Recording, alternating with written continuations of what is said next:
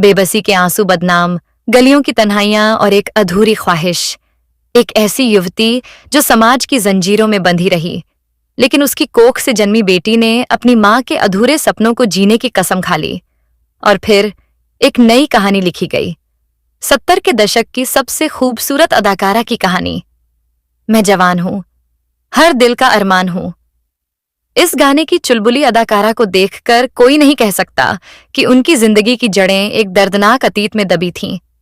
लेकिन क्या आप जानते हैं, सिर्फ 22 साल की उम्र में जब वह सफलता के शिखर पर थीं, तब उन्होंने अचानक फिल्म इंडस्ट्री को अलविदा कह दिया। वह बनी हिंदी सिनेमा के एक प्रतिष्ठित घराने की बहू और फिर चमकते कैमरों से दूर हो गईं। जी हां दोस्तों, हम बात करेंगे एक्ट्रेस नीतू सिंह। इस सुपरस्टार अभिनेत्री की नानी की कहानी उससे भी ज्यादा दर्दनाक थी। 10 साल की मासूम उम्र में अपने ही रिश्तेदारों के हाथों बेची गई, एक बदनाम कोठी में कैद कर दी गई। फिर कभी एक नवाब की दूसरी बेगम बनी, तो कभी एक रईसजादे की हवस का शिकार। क्या यह सब एक इत्तेफाक था, या फिर किस्मत ने उनके पूरे खानदान को ऐसी ही दर्द भरी कहानियों में उलझा दिया था? कैसे उनकी मां और नानी की जिंदगी रहस्यों से भरी रही। आज से लगभग 100 साल पहले पंजाब के एक छोटे से गांव में एक लड़की का जन्म हुआ। उसका नाम रखा गया हरजीत कौर।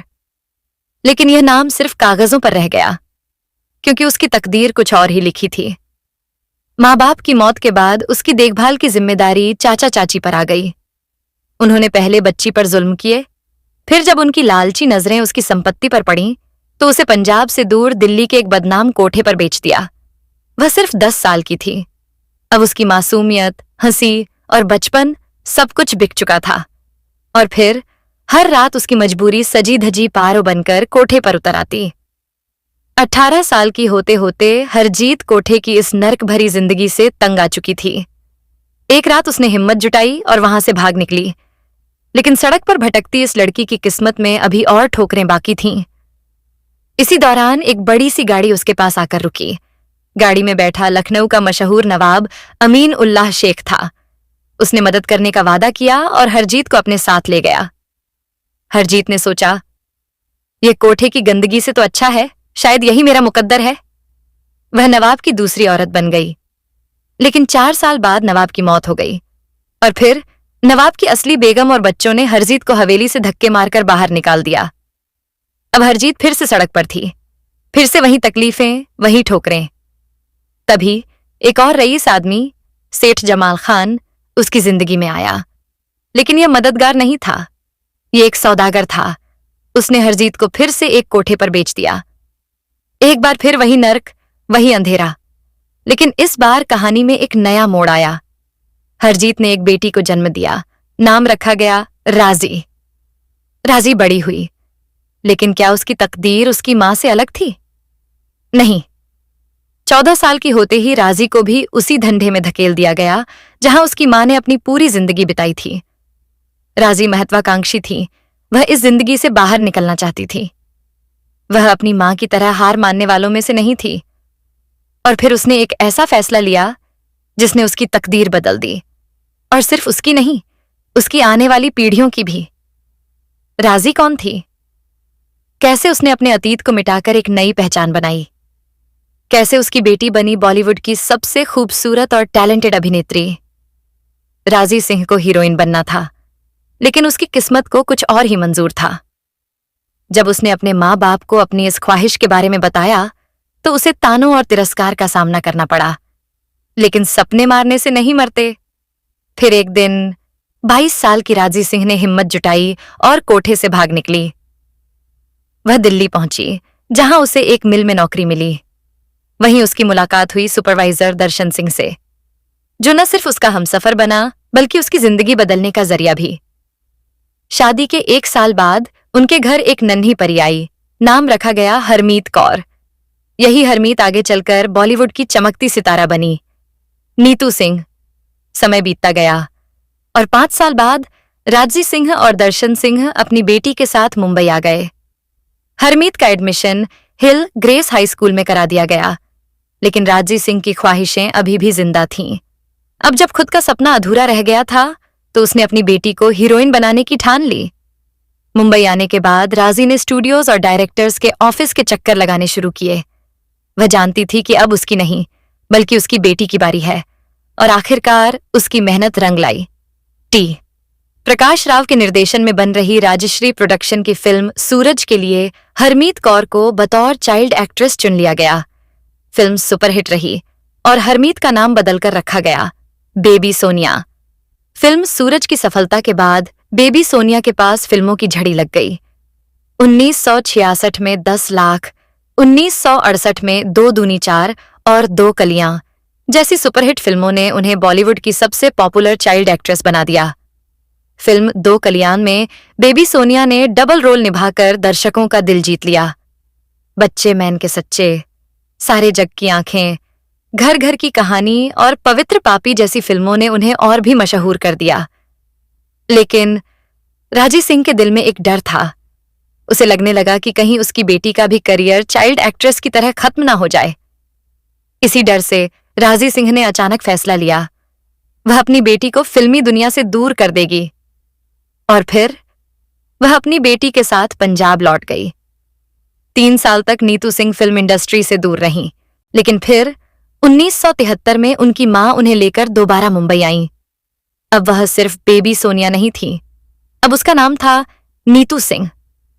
अब वह एक खूबसूरत, टैलेंटेड और ग्लैमरस यंग हीरोइन बन चुकी थी।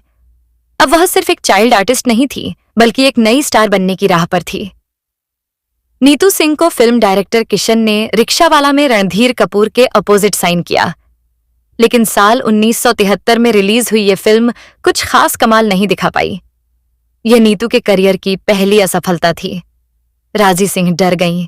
उन्हें लगा कि कहीं उनकी बेटी फ्लॉप हीरोइन का टैग लेकर इंडस्ट्री से बाहर ना हो जाए। और फिर उन्होंने एक बड़ा कदम उठाया, एक हॉट फोटोशूट। जब नीतू सिंह की बोल्ड तस्वीरें उस दौर की चर्चित मैगजीन में छपीं, तो इंडस्ट्री में टहलका मच गया। अब हर डायरेक्टर उन्हें अपनी फिल्मों में साइन करना चाहता था, लेकिन नीतू उन्हीं फिल्मों में काम करती थीं, जिन्हें उनकी मां फाइनल करती थीं।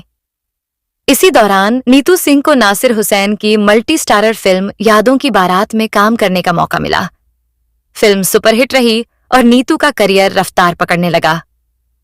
अब वह एक सीरियस कंटेंडर थीं, जो बॉलीवुड में अपनी जगह बनाने के लिए तैयार थीं। साल 1974 में नीतू सिंह की 4 फिल्में रिलीज हुईं, शतरंज के मोहरे, आशियाना, जहरीला इंसान और हवस। लेकिन असली धमाका 1975 में हुआ।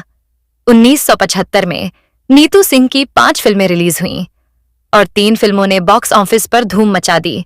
खेल खेल में, रफू चक्कर और दीवार। यही वो साल था जब नीतू सिंह और ऋषि कपूर की प्रेम कहानी की शुरुआत हुई। ऋषि कपूर के साथ उनकी जोड़ी को दर्शकों ने खूब पसंद किया और रफू चक्कर ने उन्हें बॉलीवुड की सबसे हिट जोड़ियों में से एक बना दिया। अब नीतू सिंह इंडस्ट्री की सबसे डिमांडिंग एक्ट्रेसेस में शामिल हो चुकी थीं। साल 1976 में उनकी 5 और फिल्में रिलीज हुईं, शराफत छोड़ दी मैंने, शंकर दादा, कभी कभी, माँ और चोर। कभी कभी ने बॉक्स ऑफिस पर रिकॉर्ड तोड़ दिए और नीतू सिंह को बुलंदियों पर पहुंचा दिया। 1977 में नीतू सिंह की 11 फिल्में रिलीज हुईं, अमर अकबर एंथनी, परवरिश, प्रियतमा, आंदोलन, कस्मे वादे और कई और। परवरिश और अमर अकबर एंथनी में उन्होंने अमिताभ बच्चन और शशि कपूर के साथ स्क्रीन शेयर की और एक मेगा स्टार बन गईं। अब नीतू सिर्फ ऋषि कपूर की जोड़ीदार नहीं थीं, वह इंडस्ट्री की सबसे सफल अभिनेत्रियों में से एक थीं। नीतू सिंह की सुपरहिट फिल्मों का सिलसिला जारी था। 1977 में धर्मवीर में वह जितेंद्र के साथ नजर आईं। अमर अकबर एंथनी में ऋषि कपूर के अपोजिट उनकी भूमिका ने लोगों के दिल जीत लिए। हमको तुमसे हो गया है प्यार, क्या करें? यह गाना सिर्फ फिल्म का हिस्सा नहीं था, बल्कि नीतू सिंह और ऋषि कपूर की रियल लाइफ लव स्टोरी की हकीकत भी थी। नीतू सिंह की हिट फिल्मों की लिस्ट थमने का नाम ही नहीं ले रही थी। कस्मे वादे, Hiralal Pannalal, the great gambler, अदालत, कला पत्थर, जानी दुश्मन और जहरीला जैसी बड़ी फिल्में लगातार बॉक्स ऑफिस पर धमाल मचा रही थीं। कुछ ही सालों में नीतू सिंह बॉलीवुड की सबसे टॉप एक्ट्रेसेस में से एक बन चुकी थीं। लेकिन इसके बाद एक ऐसा फैसला आया जिसने सबको चौंका दिया। क्या आप जानते हैं कि नीतू सिंह की मां राजी सिंह खुद भी फिल्मों में काम कर चुकी थीं? उन्होंने भी कुछ फिल्में की थीं, लेकिन उनका सपना था कि उनकी बेटी सुपरस्टार बने और उनका संघर्ष रंग लाए। लेकिन जब नीतू सिंह का करियर शबाब पर था, तभी उन्होंने बॉलीवुड को छोड़ने का फैसला कर लिया। इस फैसले के पीछे सिर्फ एक ही वजह थी, ऋषि कपूर। ऋषि कपूर और नीतू सिंह कई फिल्मों में साथ काम कर चुके थे, लेकिन कहा जाता है कि फिल्म खेल खेल में की शूटिंग के दौरान दोनों का प्यार परवान चढ़ा। धीरे धीरे नीतू सिंह और ऋषि कपूर का रिश्ता मजबूत होने लगा, लेकिन जब नीतू सिंह की मां को इस अफेयर की भनक लगी, तो जैसे उनके सपने चकनाचूर हो गए। नीतू सिंह की मां ने इस रिश्ते का जमकर विरोध किया। उन्होंने नीतू सिंह पर इतना गुस्सा किया कि यहां तक कि उन्हें थप्पड़ भी जड़ दिया। लेकिन जब गुस्सा ठंडा हुआ, तो नीतू ने मां को समझाया कि ऋषि कपूर से शादी करने का मतलब उनका करियर खत्म करना नहीं, बल्कि एक नई जिंदगी की शुरुआत करना है। धीरे धीरे राजी सिंह को भी इस रिश्ते को लेकर अपने विचार बदलने पड़े। लेकिन जब ऋषि कपूर नीतू सिंह का हाथ मांगने उनके घर पहुंचे, तो राजी सिंह ने पहले तो साफ इनकार कर दिया। लेकिन फिर ऋषि कपूर ने एक ऐसा वादा किया जिसने सब कुछ बदल दिया। उन्होंने कहा, मैं नीतू को अकेले नहीं, बल्कि आपको भी अपने घर ले जाऊंगा। हम सब साथ रहेंगे। ये सुनकर नीतू की मां भावुक हो गईं और उन्होंने इस रिश्ते को स्वीकार कर लिया। 22 जनवरी 1980 ये वो दिन था जब नीतू सिंह और ऋषि कपूर हमेशा के लिए एक दूजे के हो गए। लेकिन इस शादी के बाद नीतू सिंह ने फिल्मों से संन्यास ले लिया। ऋषि कपूर के घर की दूसरी बहू बनने के बाद उन्होंने भी वैसा ही किया जैसा बब्बिता, रणधीर कपूर की पत्नी ने किया था। अभिनय छोड़ दिया और सिर्फ परिवार को प्राथमिकता दी। साल 2009 में राजी सिंह का निधन हुआ, लेकिन नीतू सिंह और ऋषि कपूर ने हमेशा उनका ख्याल रखा।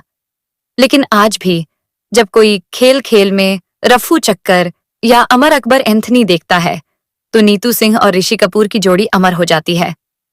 नीतू सिंह ने हमेशा ये कहा कि उन्होंने फिल्मों को छोड़ने का फैसला किसी दबाव में नहीं, बल्कि अपनी मर्जी से लिया था। लेकिन क्या यह सच था या फिर यह सिर्फ कहने की बात थी? शादी के बाद नीतू सिंह ने 2 बच्चों को जन्म दिया, रिद्धिमा कपूर और रणबीर कपूर। रिद्धिमा ने फिल्मों में आने के बजाय फैशन डिजाइनिंग को चुना और आज एक सफल बिजनेसवुमन है। वहीं रणबीर कपूर ने अपने माता पिता की तरह फिल्मों में कदम रखा और आज बॉलीवुड के सबसे बड़े सितारों में से एक हैं। लेकिन इस बीच नीतू सिंह के जीवन में एक और बड़ा मोड़ आया। कई उतार चढ़ाव के बाद ऋषि कपूर और नीतू सिंह की शादीशुदा जिंदगी आगे बढ़ रही थी। लेकिन 30 अप्रैल 2020 का वो दिन आया जिसने सब कुछ बदल दिया। ऋषि कपूर नहीं रहे। 40 सालों तक एक साथ रहने के बाद नीतू सिंह ने अपने जीवन साथी को खो दिया। यह सिर्फ एक पति को खोने का दर्द नहीं था, बल्कि वो रिश्ता भी चला गया जिसमें उन्होंने अपनी पूरी जिंदगी लगा दी थी।